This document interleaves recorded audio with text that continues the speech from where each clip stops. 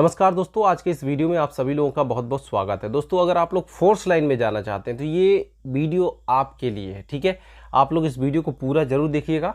Channel पे पहली बार है तो चैनल को सब्सक्राइब कर लीजिएगा, नोटिफिकेशन बेल को भी प्रेस कर दीजिएगा। ठीक है, तो चलिए शुरू करते हैं। ये जो भर्ती है सीआरपीएफ की तरफ से निकाली गई है। सीआरपीएफ में सिपाहियों की भर्ती का ये विज्ञापन है और ये भर्ती जो होनी है ये तकनीकी और ट्रेड्समैन के लिए होनी। पुरुष और महिला दोनों ही इसमें आवेदन कर सकते हैं। ठीक है, ऑनलाइन आवेदन जो है लिए जा रहे हैं 27/3/2023 से और अंतिम तिथि है 25/4/2023, 25 अप्रैल 2023। ठीक है, एग्ज़ाम जो होना है वो कंप्यूटर बेस्ड टेस्ट होना है। सीबीटी टेस्ट कब होना है तो सीबीटी टेस्ट होना है 1/7/2023 से 13/7/2023 के बीच में। चलिए आगे देखते हैं। इसका वेतनमान जो होगा, वेतनमान के बारे में यहाँ पे देख लेते हैं। वेतन लेवल जो है 3 होगा। ठीक, 3 यानी कि 21,700 से 69,100 के बीच में। ठीक है, रिक्तियाँ 9,212 है, पुरुष 9,105 और महिला 107 रिक्तियों को सिपाही तकनीकी ट्रेड्समैन भर्ती 2023 के माध्यम से भरा जाना है। ठीक है, ये आप लोग देख लीजिए, बहुत काफ़ी मात्रा में वैकेंसी निकाली गई है और ये राज्य संघ, राज्य क्षेत्र, ट्रेड, पदवार रिक्तियों का ब्यौरा भी यहाँ पे नीचे दिया हुआ है।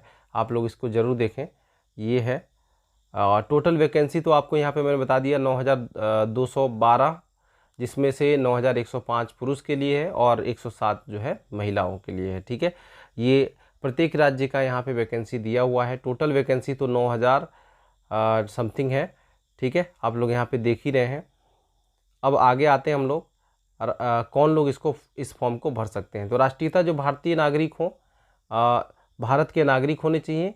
रिक्तियाँ राज्य संघ एवं राज्य क्षेत्रों के अनुसार है, इसलिए अभ्यर्थी को अपने राज्य संघ राज्य क्षेत्र के संबंधित अधिवास या पीआरसी प्रस्तुत करना होगा।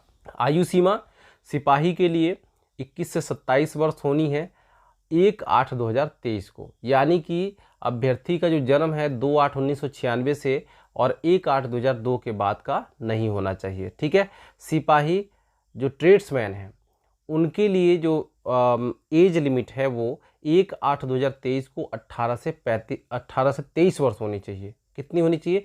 18 से 23 वर्ष होनी चाहिए। तो यहाँ पे देख रहे हैं 18 से 23 वर्ष। और अगर एज जन्मतिथि की बात करें तो कौन कौन से लोग भर सकते हैं? जिनका जन्म 2/8/2000 से पहले और 1/8/2005 के बाद न हुआ हो। ठीक है, तो वो लोग इसको भर सकते हैं। ठीक है, आयु सीमा में ऊपरी छूट की अगर हम बात करें तो श्रेणीवार अलग अलग छूट होता है। SC ST को 5 वर्ष की छूट होती है, अन्य पिछड़ा वर्ग के लिए 3 वर्ष, भूतपूर्व सैनिक को 3 वर्ष। ठीक है, और 1984 के दंगों में जो मारे गए लोग थे, उनके जो बच्चे थे, पीड़ित बच्चे, उनके आश्रितों को, मतलब मारे गए जो लोग थे उनके आश्रितों को 5 वर्ष का छूट। और यहाँ पे 1984 के दंगों या गुजरात में 2002 के सांप्रदायिक दंगों में मारे गए पीड़ितों के बच्चे आश्रित अगर OBC श्रेणी का है तो 8 वर्ष और SC ST श्रेणी का है तो 10 वर्ष। ठीक है, इतने का उनको एज में रिलैक्सेशन मिलेगा। ठीक है, आगे बढ़ते हैं। शैक्षिक योग्यता को देख लेते हैं। शैक्षिक योग्यता 1/8/2023 को ये कंप्लीट होनी चाहिए। ठीक, सिपाही चालक के लिए शैक्षिक योग्यता जो है वो है किसी भी मान्यता प्राप्त बोर्ड अथवा केंद्रीय या राज्य सरकार द्वारा मान्यता प्राप्त विश्वविद्यालय से कम मैट्रिक या समकक्ष होना चाहिए, हाई स्कूल पास होना चाहिए कम से कम, किसी भी बोर्ड से जो कि मान्यता प्राप्त होना चाहिए, या फिर किसी भी केंद्रीय बोर्ड या किसी भी राज्य सरकार द्वारा मान्यता प्राप्त विश्वविद्यालय से। ठीक है, तकनीकी शिक्षा क्या होनी चाहिए, तकनीकी योग्यता क्या होनी चाहिए सिपाही के लिए, चालक के लिए? तो heavy transport vehicle driving licence होना चाहिए। ठीक है, मतलब कि हैवी लाइसेंस होना चाहिए, मतलब कि ट्रांसपोर्ट गाड़ियों को चलाने का जो लाइसेंस होता है, एक तो होता है LMB और दूसरा होता है HMB, तो HMB लाइसेंस होना चाहिए। ठीक है, सिपाही मोटर वाहन और मैकेनिक के लिए, सिपाही मोटर वाहन मैकेनिक के लिए शैक्षिक योग्यता यहाँ पर दी हुई है।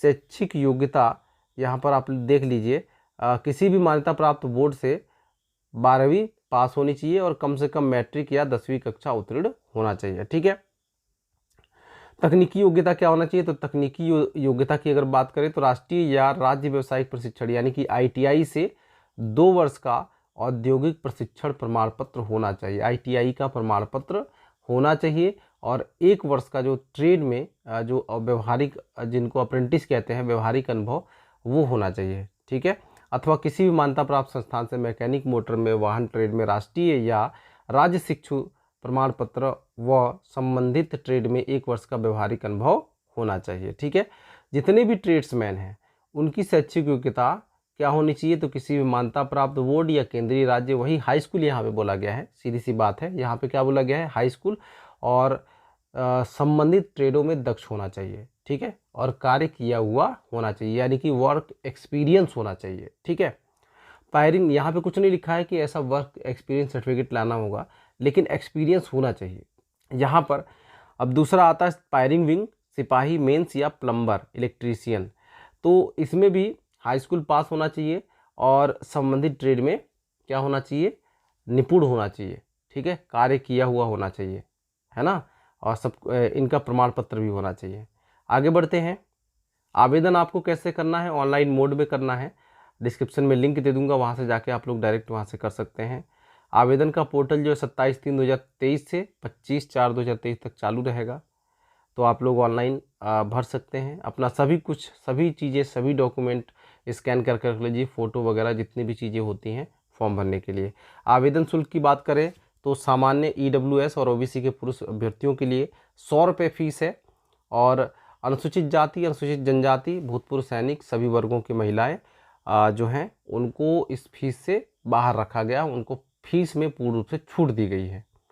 फीस को आप पेमेंट कर सकते हैं भीम UPI से, नेट बैंकिंग से, visa, master card, Maestro, RuPay credit या डेबिट कार्ड का उपयोग करके, या फिर चालान जमा करके भी कर सकते हैं। ठीक है, कंप्यूटर आधारित जो परीक्षा होनी है किन किन शहरों में होनी है, तो अलग अलग राज्यवार यहाँ पे शहरों का नाम दिया है, इनको आप लोग अच्छे से देख लीजिएगा। जो भी नाम आपको दिखे वो आप इस वीडियो को पॉज करके ज़रूर देख सकते हैं। ठीक है, अपने टेलीग्राम चैनल पे इसका लिंक, इसका PDF मैं अपलोड कर दूंगा, तो वहाँ से जाके आप लोग डाउनलोड कर सकते हैं। टेलीग्राम चैनल का लिंक भी डिस्क्रिप्शन में दिया हुआ है। ठीक है, परीक्षा जो स्कीम है, परीक्षा मतलब कैसे होना है, तो परीक्षा 100 अंकों का होगा, 100 क्वेश्चन होंगे, यानी कि एक प्रश्न 1 अंक का होगा। और यहाँ पे देख लीजिए इसमें क्या क्या चीज़ें पूछी जाएंगी, मतलब कौन कौन से विषय से क्वेश्चन आएंगे। तो सामान्य बुद्धि और तर्क शक्ति यानी कि रीजनिंग से 25 क्वेश्चन आएंगे 25 अंकों के लिए। सामान्य ज्ञान के जो क्वेश्चन होंगे 25 क्वेश्चन होंगे, सामान्य गणित के 25 क्वेश्चन होंगे, अंग्रेजी के 25, अंग्रेजी अथवा हिंदी के 25 क्वेश्चन होंगे। तो सभी 25-25 यानी कि 4 सेक्शन में ये जो पेपर है बटा होगा, और सभी 25-25 अंकों का होगा, यानी कि 100 अंकों का टोटल पेपर होना है। और 100 अंकों के लिए 100 प्रश्न होंगे, 100 अंक होंगे। ठीक है, ये ध्यान दीजिएगा। और प्रत्येक गलत उत्तर पे आपको 0.25 नंबर काटे जाएंगे, यानी कि 4 प्रश्न गलत होता है तो 1 नंबर आपका सही में से काट लिया जाएगा। ठीक है, यहाँ पर अब ये आपका सिलेबस दिया हुआ है, सिलेबस को अलग से डिस्कस कर लेंगे हम लोग। यहाँ पे शारीरिक मानदंड मानक जो है PST है वो क्या होना चाहिए, तो पुरुष के लिए 170 सेंटीमीटर ऊंचाई होनी चाहिए यानी कि लंबाई, और महिला के लिए 157 सेंटीमीटर होनी चाहिए। ठीक है, छूट के अनुसार अगर अनुसूचित जनजाति के अभ्यर्थी हैं तो 162 सेंटीमीटर जेंट्स के लिए और 150 सेंटीमीटर महिला के लिए। ओके, और पूर्वोत्तर राज्य जो हैं उनके लिए 157, 147, कुमाऊनी, गढ़वाली, डोगरा के लिए 165, 155, वामपंथी उग्रवाद प्रभावित जिलों के लिए 160, 147, पूर्वोत्तर राज्यों में अरुणाचल प्रदेश, मणिपुर, मेघालय, मिजोरम, नागालैंड, सिक्किम और त्रिपुरा के अभ्यर्थी के लिए 162.5 से 152.5। ठीक है, तो ये हाइट का एक प्रारूप दिया हुआ है, उसको आप लोग जरूर देखें। छाती जो है 80 से 85 सेंटीमीटर होना चाहिए, यानी कि 80 सेंटीमीटर बिना फुलाए और 85 सेंटीमीटर फुलाकर, 5 सेंटीमीटर का फुलाव जरूर चाहिए। आगे देखते हैं। सिपाही के लिए 24 मिनट में 5 किलोमीटर दौड़ना होगा, और महिला के लिए 8.5 मिनट में ये 1.6 किलोमीटर दौड़ना होगा।